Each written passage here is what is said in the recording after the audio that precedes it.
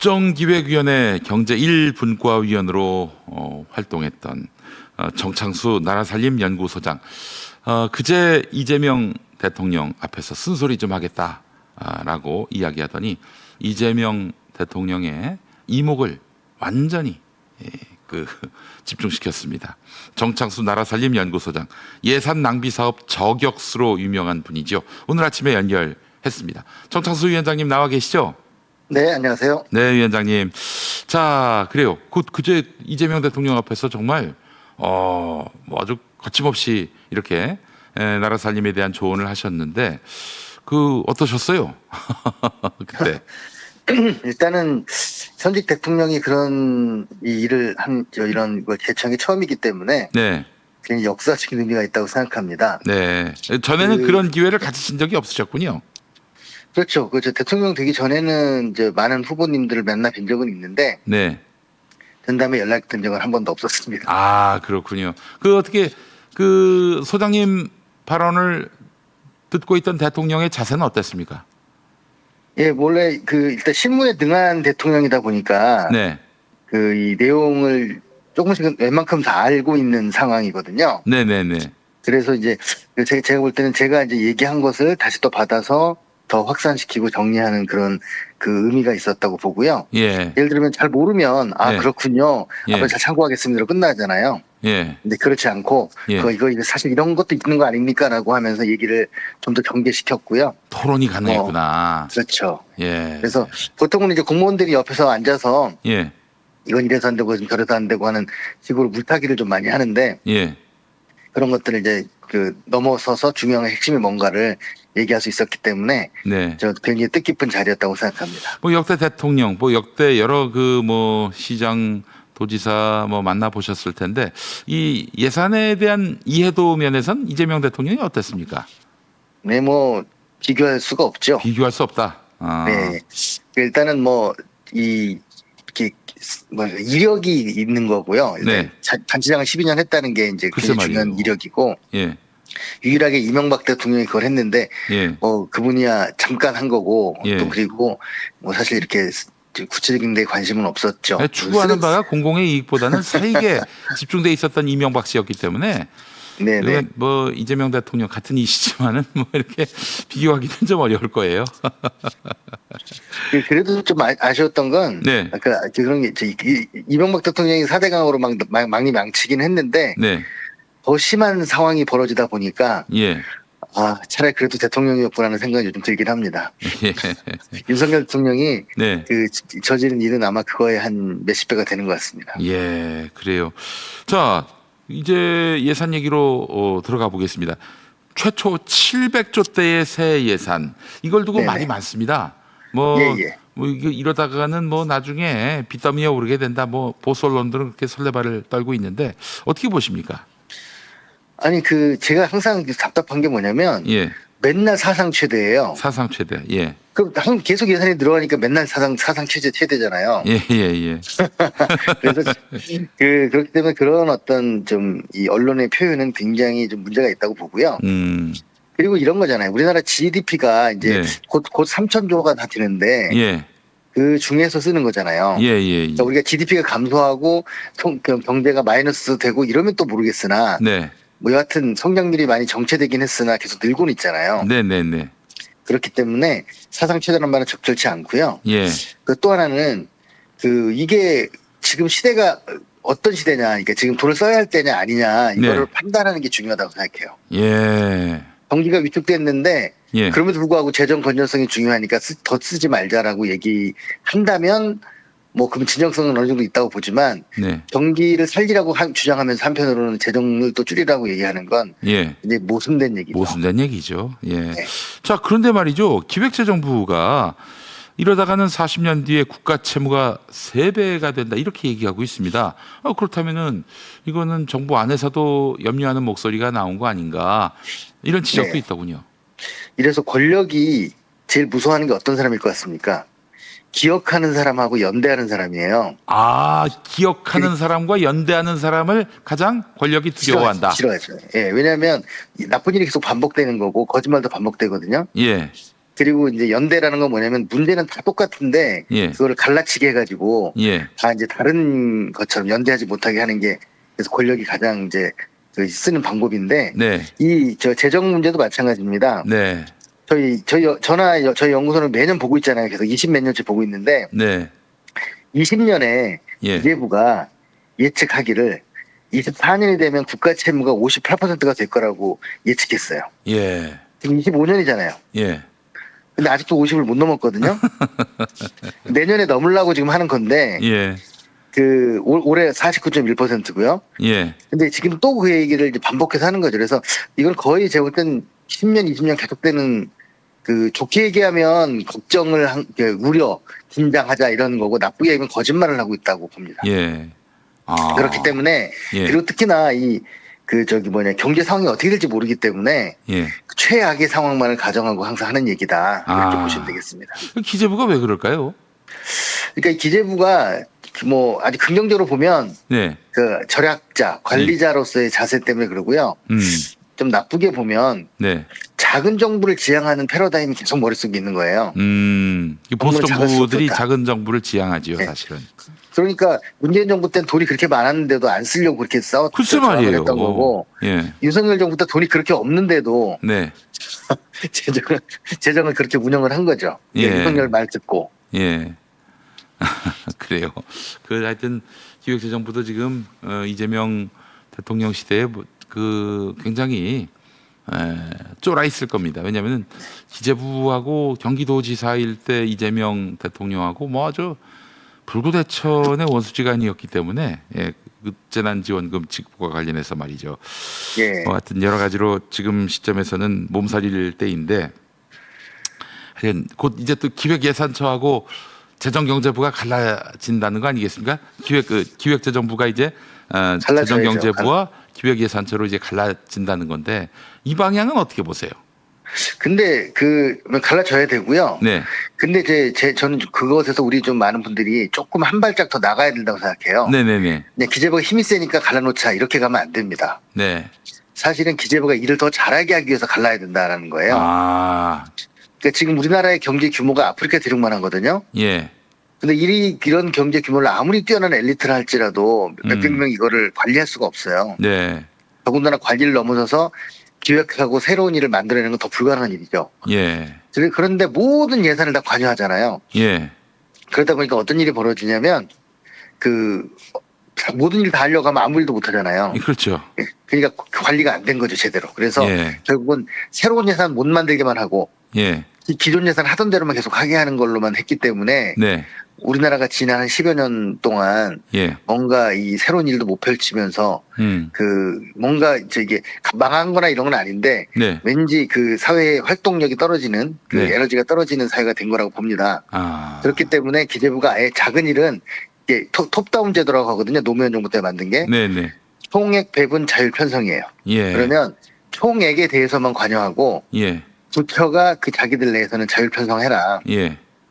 총액은 뭐겠습니까? 어느 분야로 우리는 가자. 그 분야를 키우자. 뭐 이런 네. 어떤 옛날에 그 기획예산처나 예. 경제기여금 같은 역할을 하는 게 기재부가 일을 더 잘하게 하는 길기도 하고 나라를 위해서도 해야 되는 일이다. 네. 그러니까 기재부를 위해서라도 갈라야 된다. 이렇게 생각합니다. 아, 알겠습니다.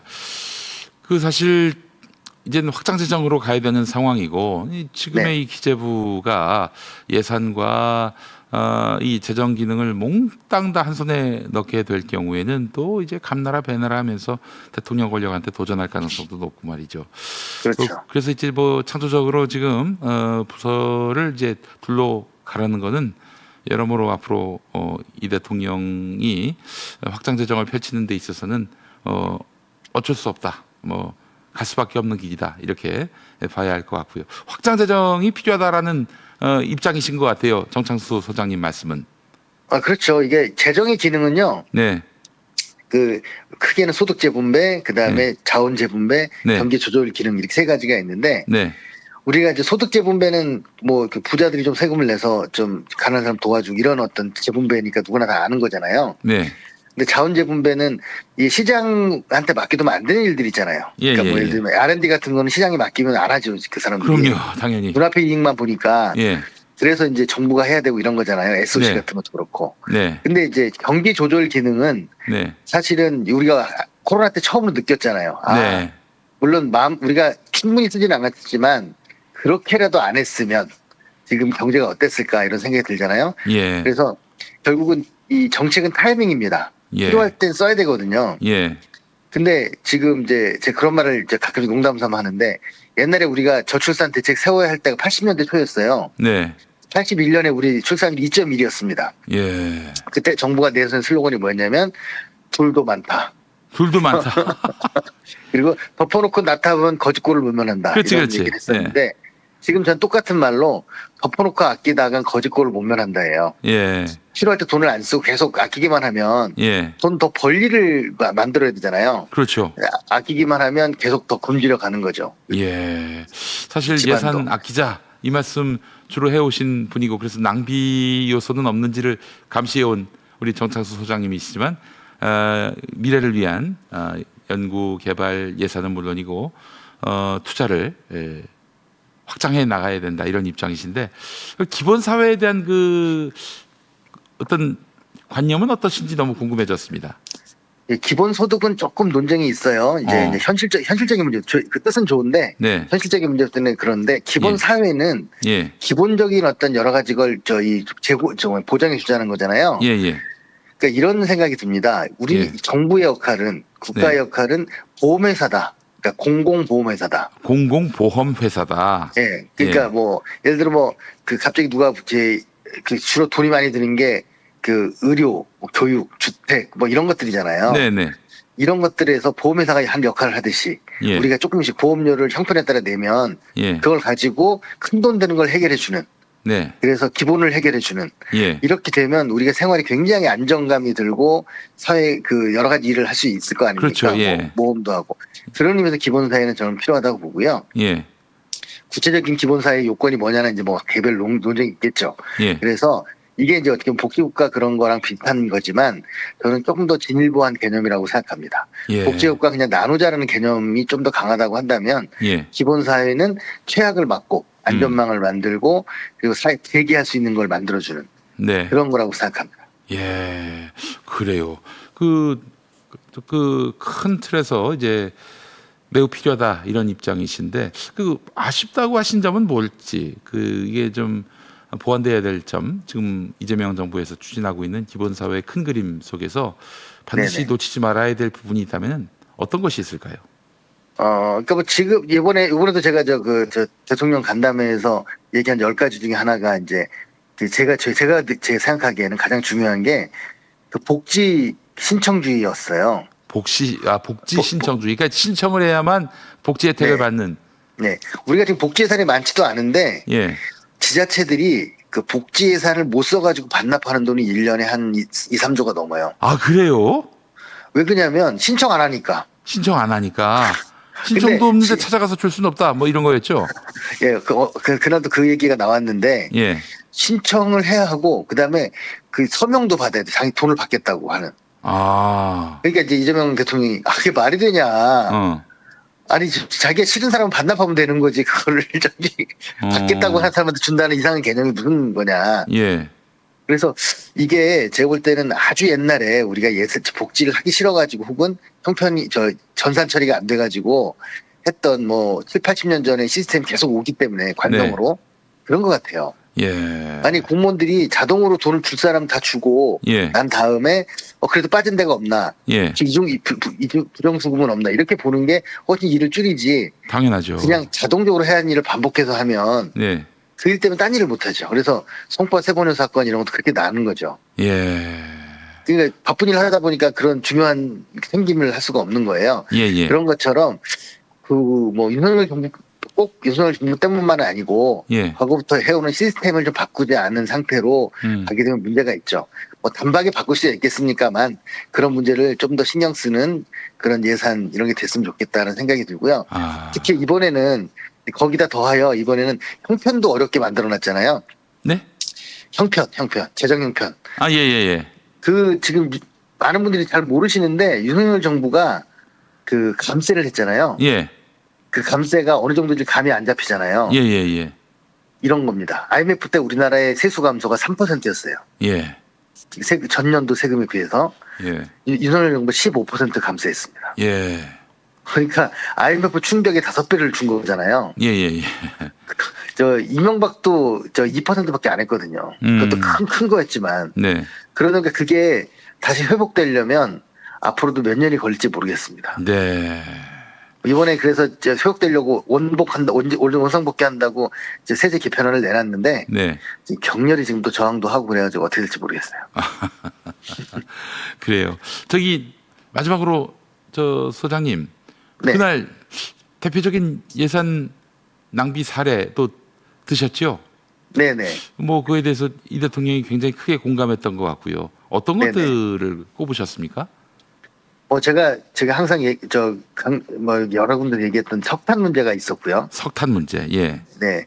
석탄이 그 89년에 우리나라 석탄 산업 합리화 대책 세우면서 이제 석탄이 사양 산업이고 좀 예. 이제 그렇지만 갑자기 없어지면 안 돼.